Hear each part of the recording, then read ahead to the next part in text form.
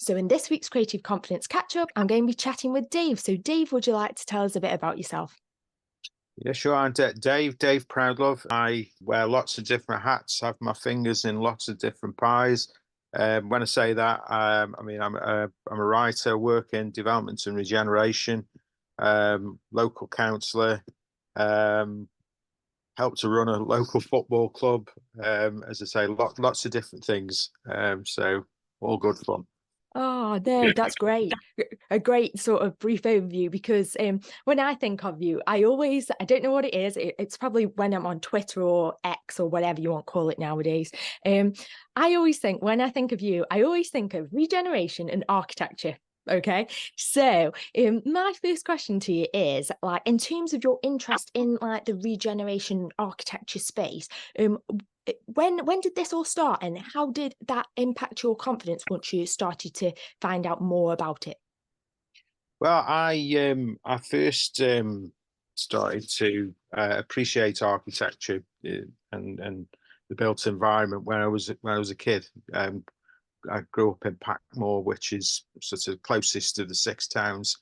Packmoore is Tunstall, and Tunstall is extremely rich in terms of its built heritage, and it was there. The first building that I saw that I thought, oh, that had something that appealed to me was the Roman Catholic Church of the Sacred Heart with its copper domes, which that stands out. That stood out for me. And as a youngster, I aspired to be an architect.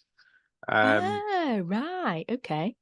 but Mhm. didn't quite get there. I ended up going through university and studying building surveying, which built environment field, but not designing buildings as such. But using that, I went on to work in regeneration and housing, which I have done for the whole of my career. And in terms of impacting on my confidence, it gave me the ability to think about the decisions that are made that impact on the local environment. Gave me the confidence to um, make judgment calls, if you like, in terms of what are the best options and most appropriate options. So I think the other thing is it gives you an appreciation of where you live, and that helps you in terms of your confidence in terms of communicating to people whether or not what you feel about where you live, Mhm. and in some cases having to defend it. So Yeah, I love that. I love that. And I love that idea when you were talking about like it's talking about the architecture and I suppose the looking of it and how it looks, etc. But it's not just about that, it's a lot deeper. And that's what I do like about when you post it, you can tell the passion is there because it's all about like not just the shiny, what something looks like, it's how it is impacting those communities. And obviously with that knowledge, I suppose that you've got from like other bits of what you were doing like previously to that, whether it's surveying, all that sort of background history. I suppose with that, like I believe that with knowledge comes that confidence. And I suppose with your expertise in these other areas, do you think that might have brought about that confidence a bit more? yeah, I think so. I think some people can view confidence as arrogance, but I'd like to think you know certainly in my case there's more humility there than that. I learn things every day, Hmm. and I don't think that'll ever change. And I certainly hope I learn new things every day. So yeah, I think, but yeah, not knowledge does give you confidence, obviously. Hmm. Um, they say it's important to be grounded with it as well. Oh, definitely. Yeah, yeah, yeah. And that's the thing. Like, so in terms of like the regeneration, when we think about regeneration, then in architecture and how that all interlinks, what does regeneration within the community mean to you then? And probably in relation to the world that we're living in now, whether that be like here in Stoke-on-Trent or the outer communities. Yeah, well, I mean, I think with regeneration, um, is there's lots of different aspects Hmm. to regeneration, and physical regeneration, i.e., redevelopment or repurposing of existing buildings, is just a part of it. If you focus on just that and ignore everything else that needs to go alongside it, then it isn't necessarily going to be a success. That's So true. I'd learned that over, I worked for a government agency that was heavily focused on physical regeneration, um, but you very quickly discover that the most effective forms of regeneration are more holistic than Yeah. simply, yeah. Regeneration just focused on buildings, be them the new buildings or old buildings. It's simply property development. Yeah. You know, regeneration is about people, in essence. So yeah, buildings and architecture, design, all important, but ultimately, it has to be about people. Hmm. And that's so true. That when you talk about it about the people, yeah, because it's okay having all these fancy. I always think fancy buildings is some shiny, shiny, and all that. But when it comes down to it, if we don't take the time out for the people and the people that are living within those spaces, then there's more chance that they're going to ruin those fancy, shiny things anyway. So then we're back to square one. Yeah, it's about actually thinking about what you're doing. You're putting together a plan or strategy and thinking, who is it for? Hmm. Um, that needs to be the starting point. And yeah, new development, new buildings. Obviously, I'm pro development, so I'm not gonna bemoan that. Oh no, Uh, no. but ultimately, it's got to be part of a proper holistic approach, and thinking about why you're doing a particular development, why you're doing a particular um, you know piece of public realm work. What's the impact going to be on the people that are already there. Hmm. So yeah, yeah, it's got to be about people. Yeah, and So all about the why as well, which is what you've just been saying, all about the whys, why people are doing it. And the more we understand why, then the more of a chance it's going to be probably more successful because it's backed up with that evidence, isn't it? 100%, yeah, yeah. So, my next question then. How are the communities that you know of? How are they currently thriving as a result of what we've just been talking about? Yeah, I mean, the one thing you need to consider is it takes time. Hmm. Um, I mean, example I was referred to. Yeah, if you look at Stockport these days, for Hmm. example, Stockport is seen as this thriving little town, interesting little town.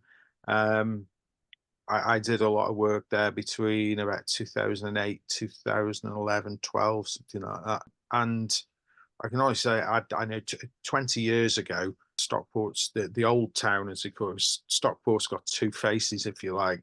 A lot of people just think of Stockport, the A6 corridor with all these big blocks and what have you. But the old town is really, really interesting. But 20 years ago, it was genuinely a no-go area. And this is why when I think about Burslem, for example, and Hmm. people are, oh, Burslem finished. What can you do about Burslem? And I always think, well, if you think about where Stockport was 20 years ago, it was in a worse place than Burslem, believe it or not. And when you look at it now, it's completely different. And well, what we did, in partnership with the council. We invested in the historic environment, existing buildings, existing streets, and we brought people back. So we invested in genuine affordable housing, Mhm. uh, and affordable workspace, and we made it an interesting place where people could live and work, could afford to live and work. They set up people set up interesting businesses, and it's snowballed from there. So the investment that's going in now, you're talking hundreds and hundreds of millions of pounds, and we kicked it off. Seemed like a lot of money at the time. I mean, I invested um, in my role with the agency, so like 14 or 15 million pounds in different bits and pieces, and it's done a real a real job. I'm currently working in Burslem with Be Kind, so Mike Riddell and F Mhm. and others, and we're hoping pretty soon there'll be some news that we can share that hopefully Awesome. can start to kickstart that sort of thing in Burslem. But it'll be, you know, it'll be part of a hard slog, let's Yeah, say. yeah. But it's worthwhile. We've done a lot of work there to date, and hopefully it'll start to pay dividends soon with some really good news.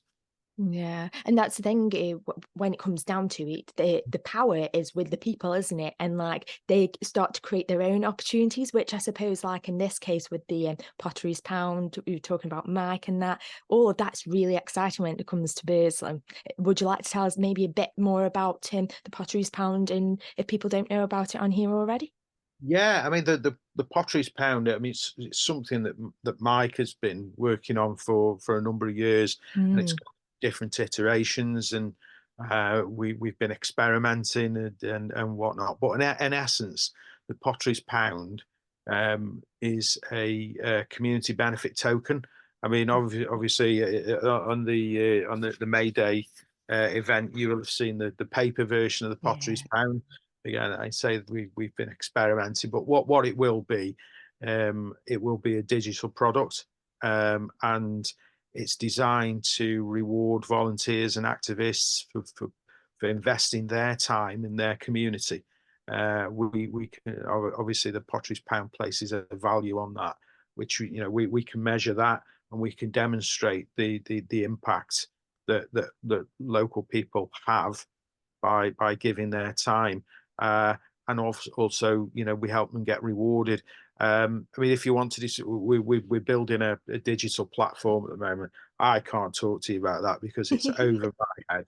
I'm not a technological person by any stretch of imagination, but I understand the basics. And the guy that we got working with is Charlie Houston Brown. Is my mind is a genius because I know he can do things I can't do. But if for want of a better term, it's kind of it's like the Tesco club card, but Mm. with a social impact. Love it. So it's going to be a really interesting journey that we're on. We've got, I mean, following the May Day event, we're looking to get people to join our network that we're developing, that organizations that can issue and redeem the potteries pound. So all of a sudden we build a network whereby the volunteers get rewarded in potteries pounds. We can do that, but what do they do with them? Well, we're building a network whereby they can go and spend their potteries pounds if you like. So it's really exciting. It's, as I say, it's something that Mike's been working on and developing and testing over a period of time now, and we've got it into a very good place, and it's starting in Burslem, which is quite apt given the history of the city, and the links with Wedgwood, who was one of the world's great innovators. We're not claiming to be Wedgwoods, but it's nice to tap into that spirit. Yeah, So yeah, yeah. yeah, And that's the yeah. thing, it's being an innovator of their, our own times, I suppose, like aspiring by what his morals were, his values, etc., and utilizing kind of modeling him, but in a way where it is a socially driven project that's going to impact so many people. It's just going to, it sounds really exciting. Even on that day where everybody got together and you had these, the obviously the paper like versions of the pottery pack. It was just so interesting. It's like, when I looked at it, I was like, whoa, this is like a proper like physical sort of thing, that it's something to be excited about. Yeah, I mean the other thing about it is it's fun as well. It's a good laugh. Well, what we do, you know, the whole purpose of what we're doing is like if we can't have fun while we're doing it, you know, what's the point? Yeah, We are exactly. we're having fun, and you know we have a an open door policy in terms of you know who we work with, and it's we want to work with interesting people, and yeah, we want to have a laugh while we're doing it, and it's certainly been the case so far. Yeah, But I um, just love it. yeah, we're moving on. I give you a bit of exclusive. We concluded the work on our economic strategy yesterday. So Mm. the Potteries Pound is part of something called the Stoke model. Mhm. Uh, so we've got the Stoke model in completed form now. That this is what it's about. This is how we're going to go about doing things. And we're working on the conclusion of Be Kind's first business plan. Um, so there's a lot to it, and like I say, hopefully pretty soon we'll be able to announce some really big news for Versland. That's So brilliant. watch this space. Can't say anything more than No, that's that. exclusive right there. I like it.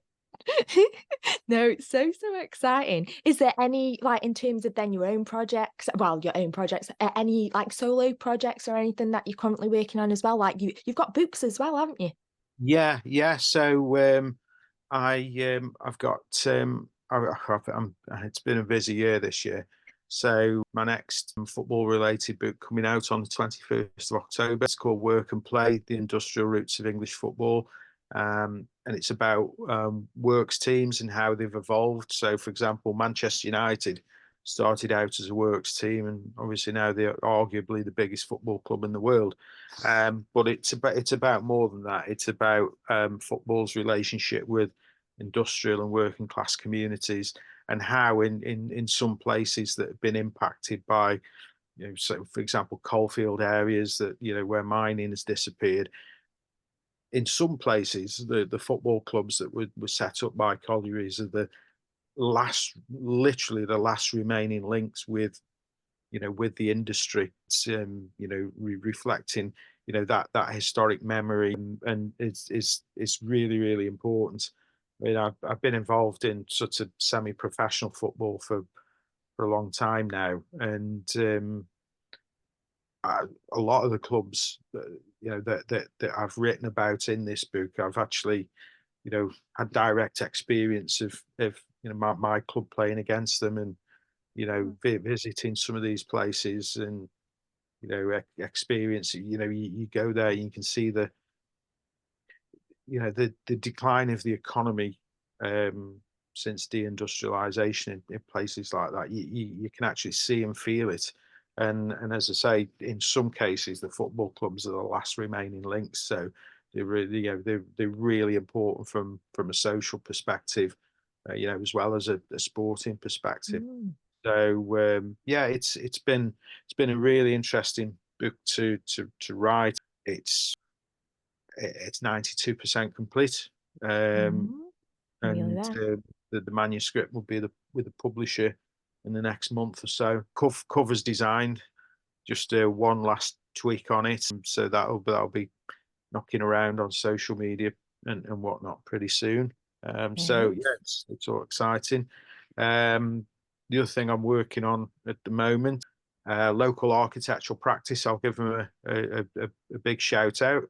Wood Gold Straw Yoreth. So the wood of Wood Gold Straw Yoreth was AR Wood, Mhm. who designed and built Middleport Pottery. Oh, wow. most of Tunstall. So the Mhm. town hall, the old library, the baths, Bursam School of Art, amongst others. It's their 150th anniversary this year, Oh, um, nice. and I'm working on a history of the practice, which will be published probably September. So it's been a busy year. You can tell. I was going to say, well in advance, isn't it? What is it? September, October time. It's going to be still busy for you. Yeah. So yeah, a bit going on the back end of the year, and then there'll be another project which will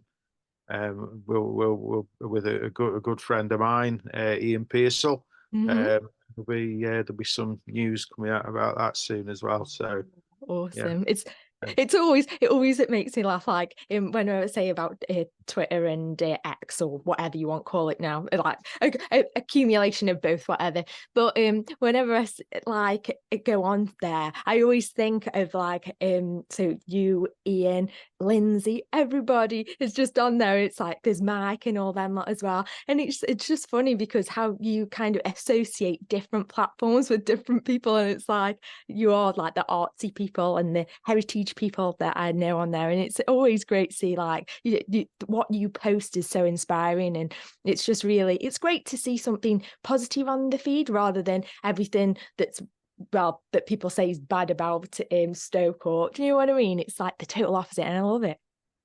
yeah. I mean, I think I kind of put it.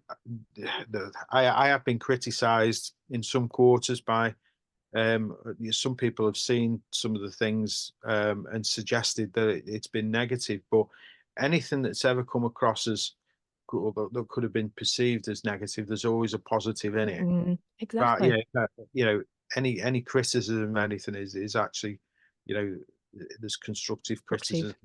I may Yeah. say something that there's a problem, but I'll always suggest potential solutions to the problem. So it's not wholly negative, but yeah, that's what I try to do anyway. I can't see the point in shouting and shouting and shouting for the point, Doesn't just for work. the sake of it. Um, Yeah, by all means shout, but also say, right, well, this is what I do about it. it's Um, taking action, isn't it? Which is so important, or having your say and going, well, this is what I do, rather than, oh, this is rubbish. It's like, well, what you can do about it? And that's the thing. You are like the one of those people taking action, which I love that. well, I mean, I think it's one of those things with I'm from Stoke, and I've, I've I've been around. I've worked elsewhere. I've had different experiences and whatnot. And if I can't use that experience to try and do something positive for my city, then what's the point? Yeah. So yeah, just keep on doing what I'm doing, I think. And using your expertise and your skills as to what you want to use them for, and I do think it's so purposeful. And but it's been such a fantastic opportunity to speak with you today. But my last little question to you: any words of wisdom or encouragement that you'd like to leave us off with today? I mean, what I'd say, I think everybody has got a role and everybody's got a purpose, and it's about discovering what your passion is, what you're good at doing, and where you want to go with it, and follow it. Yes, it's sometimes you need to use your head, but it's also about your heart as well. Don't use just your heart. Don't use just your head. Use both of them. So I love it. I absolutely love it. But yeah, thank you once again for joining us today. It's been really much appreciated. Not a problem. Great to speak to you, Amy. Thank you.